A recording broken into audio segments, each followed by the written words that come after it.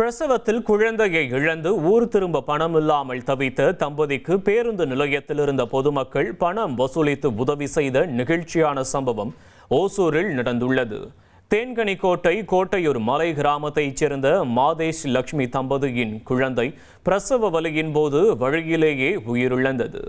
கிருஷ்ணகிரி அரசு மருத்துவமனையில் சிகிச்சை முடிந்து வீடு திரும்பிய போது லட்சுமிக்கு திடீரென மீண்டும் உதிரப்போக்கு ஏற்பட்டு கடும் வலியால் துடித்துள்ளார். போதிய ஆம்புலன்ஸ் வசதி இல்லாததால் தேன்கனிக்கோட்டை பேருந்து நிலையம் வந்தடைந்த தம்பதி சொந்த மலை கிராமத்திற்கு செல்ல பணம் இல்லாமல் தவித்துள்ளனர்.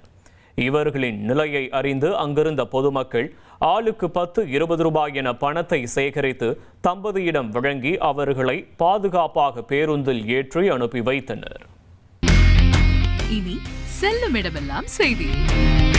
தந்தி டிவியின் வாட்ஸ்அப் சேனலை ஃபாலோ பண்ணினா செல்லருக்கும் இடமெல்லாம் செய்தி. இதோ QR கோட் இப்பவே ஸ்கேன் பண்ணுங்க, ஃபாலோ பண்ணுங்க.